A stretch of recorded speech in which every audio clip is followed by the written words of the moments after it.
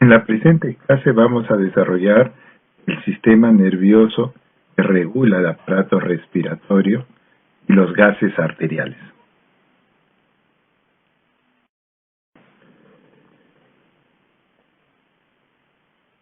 El control de la respiración está dado fundamentalmente por tres niveles. En primer lugar, por los receptores nerviosos, en donde se encuentran los receptores de adaptación lenta, los receptores de adaptación rápida y las terminaciones de las fibras. En segundo lugar, tenemos los receptores químicos, que pueden ser centrales, periféricos. Y en tercer lugar, vamos a tener el centro respiratorio a nivel bulbo-protuberancial. Los receptores nerviosos están dispuestos en el aparato respiratorio y van a través del décimo par craneal o nervio vago. El árbol bronquial, todo el árbol bronquial, dispone precisamente de receptores cuyas fibras aferentes van a ir a través del vago. Vamos a tener los receptores de distensión, generando el reflejo de Hering-Breuer, los receptores de irritación que están a nivel laringio, a nivel traqueal y a nivel bronquial. En tercer lugar, las fibras C bronquiales. También existen receptores dolorosos a nivel de la pleura parietal, a nivel de los vasos sanguíneos y de la pared de la vía aérea, cuyas fibras aferentes dependen de los nervios intercostales.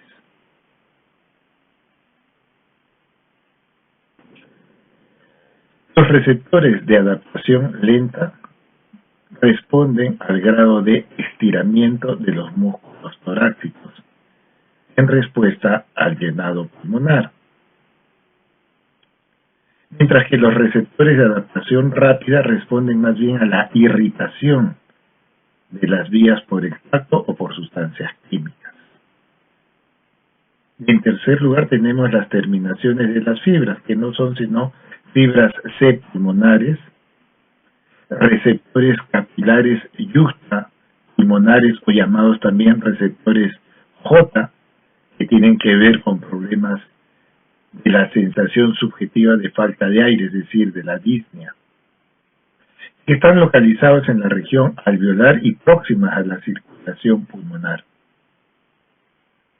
Asimismo, hay fibras C bronquiales localizadas en las vías aéreas y próximas a la circulación bronquial.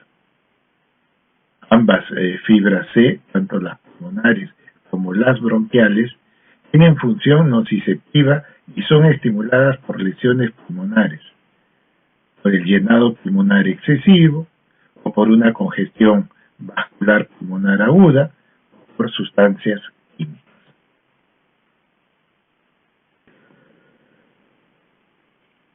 El reflejo de Hering-Breuer se produce por la distensión o estiramiento, o también se denomina como el reflejo de insuflación pulmonar. ¿Cuál es la función de este reflejo de Hering-Breuer? Es impedir el llenado excesivo de los pulmones. Cuando se van estimulando los receptores de estiramiento pulmonar, llegan a un determinado nivel crítico e inmediatamente lo que van a generar es detener la inspiración. A la vez inhiben el centro amniótico, produciéndose más bien una expiración más prolongada. Los reflejos propioceptivos de los músculos respiratorios constituyen el otro grupo de receptores nerviosos. Estos mecanorreceptores informan y responden al estiramiento de los músculos respiratorios, principalmente en reposo. Y finalmente, al estimular las fibras C, se estimulan los centros vulvares de la respiración, haciendo que ésta sea rápida, poco profunda, con broncoconstricción hipersecreción de las vías aéreas e inclusive se presenta bradicardia e hipotensión. Pues vean ustedes que a nivel de la pleura parietal, es que nosotros vamos a tener la sensación del dolor que se puede generar a nivel precisamente de la pleura. A diferencia de la pleura visceral, que allí más bien no se genera ningún cuadro de dolor porque no hay receptores sensitivos. Ahora también hay fibras eferentes de tipo parasimpático colinérgico que viajan en el vago y que tienen una acción broncoconstrictora, vasodilatadora y secretora de la vía respiratoria. A la vez existen más bien fibras eferentes pero del tipo simpático adrenérgico, cuyas funciones o acciones son totalmente diferentes al del grupo anterior, hacen todo lo opuesto. Vean ustedes, el PCO2 tiene un efecto a nivel central, así como también. Entonces tenemos estos dos grupos de sensores que van a ser sensibles a estos elementos y que van a controlar el trabajo respiratorio. Y en tercer lugar tenemos los centros respiratorios centrales. La frecuencia respiratoria y la profundidad de ella está bajo el control inmediato del centro respiratorio. Entonces, estos centros van a recibir ya bien sea estímulos mecánicos, estímulos químicos, y también van a tener una influencia de los centros superiores que pueden generar un patrón respiratorio voluntario. Ellos lo que van a hacer es producir una respuesta proporcional a la demanda ventilatoria. Y estos son mecanismos de retroalimentación negativa. Acá tenemos el tronco encefálico y en primer lugar vamos a tener un grupo respiratorio dorsal, que lo podemos ver a este nivel. Ellos son los encargados de la inspiración y permite una inspiración de 2 segundos. Luego tenemos el centro amniótico. Acá está graficado. Se sitúa en la región inferior de la protuberancia. Vean ustedes, acá nosotros vamos a tener al bulbo raquídeo, este es el bulbo, y esta es la protuberancia. Todo esto es el tronco encefálico. Entonces, justo en la parte inferior de la protuberancia, ahí vamos a tener este centro que estimula al grupo respiratorio dorsal. Va a estimular al grupo respiratorio dorsal o centro inspiratorio vulvar e induce una inspiración prolongada o apneusis. De ahí el nombre de centro amniótico. También tenemos al centro neumotáxico que se encuentra en la región superior de la protuberancia. Es estimulado por el grupo respiratorio dorsal o el centro inspiratorio vulvar, como deseen llamarlo, ¿no? Ellos son los que van a estimular a este centro neumotáxico. Y ese centro neumotáxico lo que va es a inhibir al centro amniótico. Y tenemos un cuarto grupo, el grupo respiratorio ventral,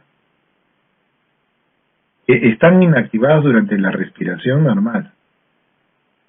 Ellos participan y permiten la expiración forzada y ayudan a la inspiración también, pero forzada. Estos son los centros respiratorios centrales, en el cual va a llegar la información tanto de los estímulos, de los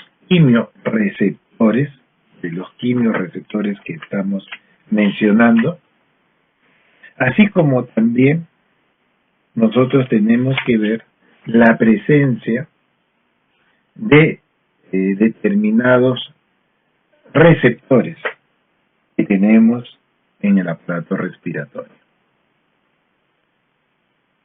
A través de ellos es que va a llegar la información a estos centros nerviosos centrales y que van a generar una respuesta. Vean ustedes, por un lado nosotros vamos a tener los receptores de estiramiento que están en la vía respiratoria, que están en los pulmones, van a llevar información hacia el tronco encefálico, hacia los centros respiratorios. Asimismo, nosotros vamos a tener los estímulos químicos, los quimioreceptores, que van a ser periféricos, pero también centrales, y que todo esto va a llevar finalmente un efecto sobre los centros de la respiración. No olvidar que hay una influencia voluntaria de la corteza cerebral, que también lleva estímulos a los centros respiratorios. Una vez que se recibe esta información, se va a generar una respuesta tanto en lo que es la frecuencia respiratoria como en la profundidad respiratoria. ¿Hay otros factores que van a influir en la respiración? Sí, como ya les venía mencionando. Hay el control voluntario de la respiración. Es que la vía nerviosa desciende de la corteza y otros centros superiores por el haz córtico-espinal a las neuronas medulares que impulsan músculos respiratorios. También tenemos los receptores J, que ya habíamos mencionado también, del pulmón. En las paredes alveolares justapuestas a los capilares pulmonares existen estas terminaciones y ellas permitirían la sensación subjetiva de falta de respiración, que es lo que se denomina la disnea. Cuando se produce el edema o la inflamación cerebral, esto puede deprimir e incluso inactivar el trabajo respiratorio por un efecto central. Muy bien, entonces estos mecanismos que van a regular finalmente la respiración van a permitir que finalmente el oxígeno llegue a la sangre, favoreciendo la hematosis. Ven ustedes, acá nosotros tenemos el aire atmosférico, que todos sabemos que está en 760 milímetros de mercurio. Pero recuerden que a este nivel el oxígeno se encuentra en un 21%, lo que significa más o menos una presión de 150 milímetros de mercurio de oxígeno en el medio ambiente, en la atmósfera. Pero cuando este aire atmosférico va a ingresar a la vía respiratoria para finalmente llegar a los alvéolos pulmonares, este aire se humidifica. Hay la presencia del vapor de agua que genera una presión de 47 milímetros de mercurio. De tal forma que vean ustedes que la presión de oxígeno, que era de 159 en el medio ambiente, cuando se humidifica e ingresa a la vía aérea, baja a 149. Y con ese valor es que este aire es el que va a llegar al alveolo. En el alveolo se va a producir el intercambio gaseoso y voy a ceder parte de mi oxígeno. Por eso es que la presión de oxígeno de 149 cae a 104. La del CO2, que prácticamente era 0, va a incrementarse hasta 40. El vapor de agua sigue siendo constante, eso no va a cambiar. Pues vean ustedes que el aire ya que va a salir del alveolo, el que eliminamos del alveolo, va a tener una presión de oxígeno de 104 y la de CO2 de 40. Pero cuando finalmente nosotros recolectamos el aire expirado, todo el aire que ha salido, recuerden que este aire expirado va a tener dos partes. Un primer componente es el aire del espacio muerto anatómico y un segundo componente que es el aire alveolar. Entonces, por eso vean ustedes cómo una presión de oxígeno de 104 se eleva a 120 porque se está produciendo una mezcla del aire alveolar más el aire del espacio muerto anatómico. Lo mismo sucede con el CO2. Estábamos con 40, ahora resulta que ha disminuido a 27. Pues bien, eso es lo que finalmente nosotros vamos a ir movilizando, finalmente como consecuencia de la respiración. Entonces, nosotros, ¿por qué necesitamos oxígeno? Nosotros consumimos oxígeno. El consumo de oxígeno corresponde al volumen de oxígeno que el cuerpo consume, utiliza y que está en relación al metabolismo de las personas. El valor normal del consumo de oxígeno en una persona es 3.5 mililitros por kilo de peso por minuto.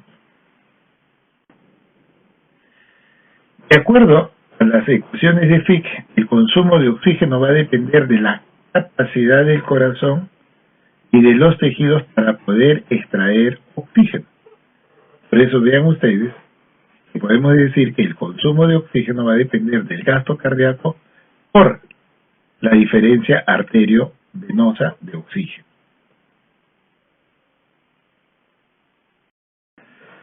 ¿En qué consiste esta diferencia arterio-venosa de oxígeno? Pues representa la capacidad de los tejidos para poder extraer el oxígeno de la sangre para poder realizar su metabolismo celular. Cuanto mayor sea la diferencia de oxígeno entre arteria y vena, menor será la cantidad de oxígeno que queda en los tejidos.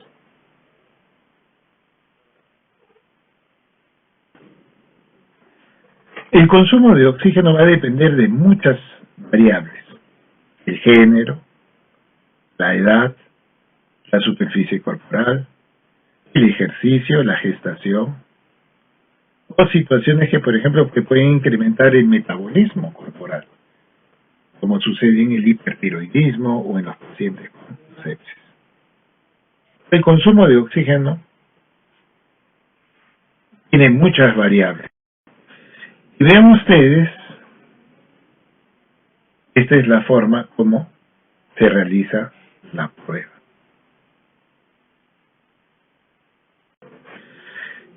Otro elemento importante que es necesario desarrollar como algo introductorio, porque esto lo van a ver también en la parte de nefrología, lo van a ver también más adelante en fisiopatología sobre todo, y después en toda la parte de la clínica, es la importancia de los gases arteriales.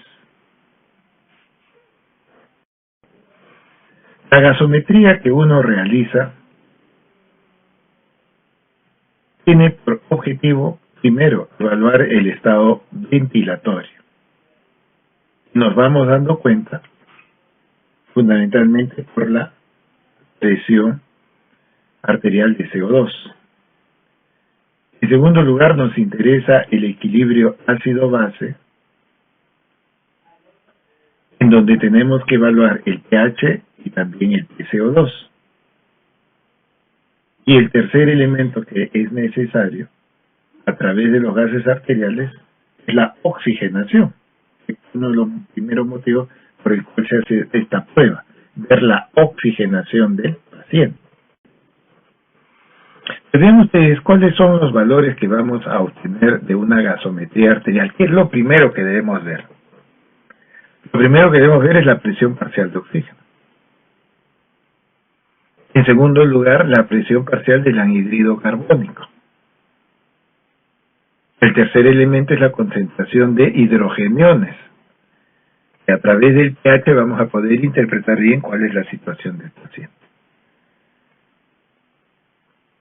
Además de estos tres elementos fundamentales, podemos evaluar la saturación de oxígeno, el nivel de bicarbonato y el exceso de gases. Estos son los valores normales, estos son los parámetros que tenemos. El pH de la sangre es 7.4. Para algunos libros más o menos 0.05, o sea, estamos entre 7.35 a 7.45. Hay otros libros que ponen más o menos 0.04. Estaríamos hablando de 7.36 a 7.44. Esos son más o menos los valores referenciales que tenemos. En relación a la presión de oxígeno, esta debe estar entre 80 a 100 milímetros de mercurio, mientras la que del CO2 va a estar entre 35 a 45. El bicarbonato es muy importante, entre 22 y 26 mil equivalentes por litro. Y otro elemento necesario es el exceso de base. El exceso de base.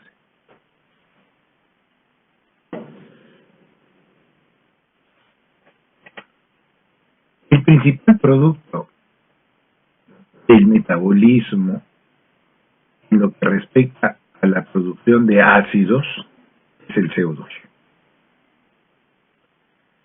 Un sujeto adulto genera alrededor de 288 litros diarios de CO2, o lo que significaría 26 equivalentes. Eso equivale a 2.6 litros de, si fuera por ejemplo el ácido clorhídrico concentrado. Vean, para que ustedes vean cuánta acidez se produce en el organismo, y que esto está representado por el CO2. Pero el CO2 no es el único ácido, es el principal ácido, sí. Se producen otros ácidos que más bien no son volátiles, son los llamados ácidos fijos, como el sulfúrico, el fosfórico. Estos ácidos, a diferencia del CO2 que lo maneja el pulmón, de allí el motivo de tocar este tema, los ácidos fijos lo está manejando el riñón. Pues bien, constantemente el organismo está produciendo ácidos. Pues bien, estos ácidos deben ser neutralizados, porque si no pueden generar un daño en el organismo. El encargado de neutralizar esta acidez son los llamados buffer. ¿Qué es el buffer? El buffer son sustancias encargadas de mantener el pH de la sangre en un nivel estable.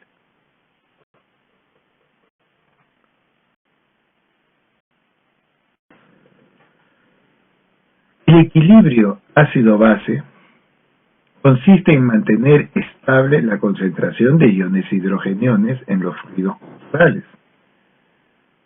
Más o menos deben haber 40 nanomoles por litro en el espacio extracelular, mientras que en el espacio intracelular tenemos alrededor de 100 nanomoles por litro.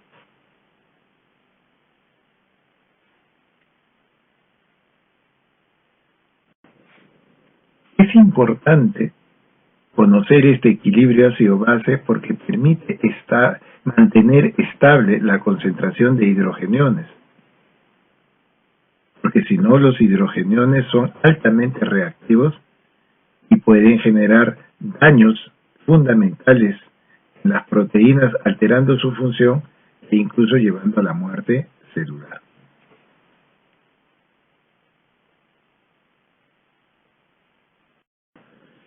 ¿Cómo hacemos la lectura de los gases arteriales? En primer lugar, debemos tener presente el pH. Hemos dicho que es 7.4, más o menos 0.04 para algunos libros y para otros 0.05. Ese es el rango que se mantiene, es decir, estamos entre 7.36 a 7.44, o para otros autores 7.35 a 7.45. Ese es el rango que tenemos. Después tenemos el PCO2, que su valor es de 40 milímetros de mercurio, más o menos 4. En el caso del bicarbonato, el valor es de 24 más menos 2. El exceso de base lo tenemos más o menos más menos 2.5. Y después tenemos dos elementos fundamentales y necesarios. El PO2 que va entre 80 a 97, que nos va a medir el nivel de hipoxemia o no, si está dentro de valores normales o está dentro de valores disminuidos. Y el otro elemento que está a la par y que es necesario para poder interpretar la presión parcial de oxígeno es la saturación de la hemoglobina. Con eso es que uno va a tener una idea más exacta de lo que está sucediendo a nivel del oxígeno. Entonces, si bien uno necesita saber cuál es la presión parcial de oxígeno, es necesario a la vez tener en cuenta cuál es el nivel de saturación. ¿Qué es lo primero que se debe hacer cuando uno ve los gases arteriales? Lo primero que tenemos que ver es la oxigenación, es lo primero. ¿La oxigenación está normal o no? ¿El paciente tiene una insuficiencia respiratoria aguda o no? Para eso tenemos que ver la presión alveolar de oxígeno. Para ser considerado una insuficiencia respiratoria aguda, el valor del PO2 debe ser menor de 60 milímetros de mercurio. Pero hay que ver qué tipo de insuficiencia respiratoria es. ¿Es tipo 1, donde es puramente el problema de la hipoxemia? ¿O es el tipo 2, donde si bien hay una disminución del oxígeno, el CO2 va a estar incrementado? Vean ustedes que si uno ve que el paciente tiene una insuficiencia respiratoria aguda, lo primero que hay que ver es tipo 1, el paciente solamente tiene un PO2 bajo y el PCO2 está dentro de un rango normal o menor de 50 milímetros de mercurio. Ese es el tipo. El tipo 2 es aquel paciente que está hipoxémico, o sea, un PO2 menor de 60, pero tiene un PCO2 mayor de 50. Ese es el tipo 2.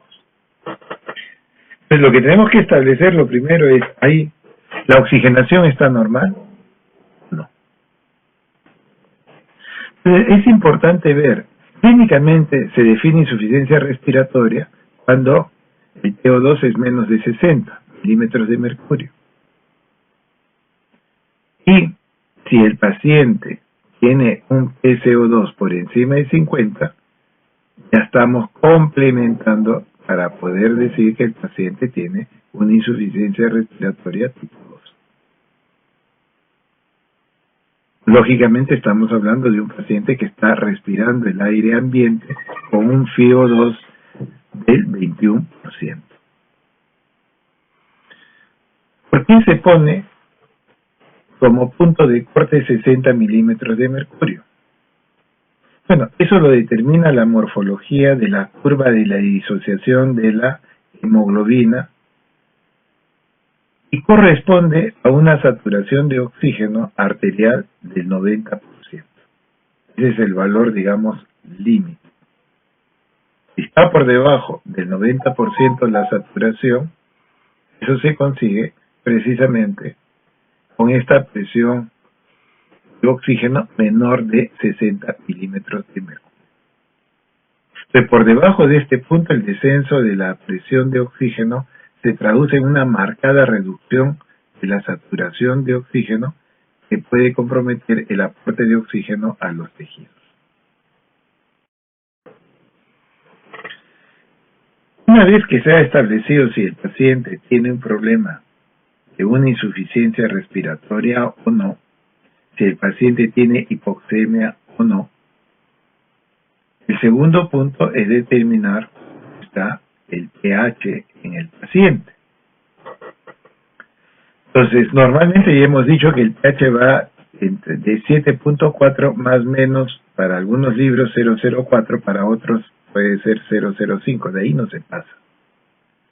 Pero si el pH es menor de 7.36, estamos hablando de que el pH está ácido. Eso se llama la acidemia. Y lo contrario a esto es la alcalemia, cuando el pH supera el 7.44. Entonces, después de establecer si el paciente está oxigenando bien, el segundo elemento es saber cómo está el pH. El tercer paso es determinar si el paciente tiene acidemia o alcalemia. Esto es producto, en el caso de la acidemia, de un bicarbonato disminuido o por una retención de PCO2. Mientras que la alcalemia se produce si es que sube el bicarbonato o de repente baja el PCO2. Entonces vean ustedes que una vez que uno establece que hay una variación del pH, el siguiente punto va a ser establecer si esa acidemia o alcalemia está variando en relación al CO2 o al bicarbonato. De esta forma uno ya puede siquiera tener una idea de cómo se están comportando los gases y si se puede o no generar una alteración del pH. Más adelante, en nefrología, van a tener también una clase sobre gases arteriales, pero del punto de vista nefrológico. Recuerden que esto es eminentemente respiratorio. Y cuando ya se haga en fisiopatología las clases respectivas y ustedes asistan, ya estaremos hablando de los problemas de acidosis respiratoria, alcalosis respiratoria, ¿no? O si estos son problemas metabólicos. Lo que hemos querido hacer en esta primera parte es una forma introductoria de saber la importancia del oxígeno. En segundo lugar, empezar a interpretar los gases. Primero, en relación a la oxígeno. En segundo lugar, el pH. Y finalmente, en tercer lugar, para establecer cuál es el mecanismo. ¿Es un CO2 o es un bicarbonato alterado el que está generando estos cambios en relación del pH? Muchas gracias.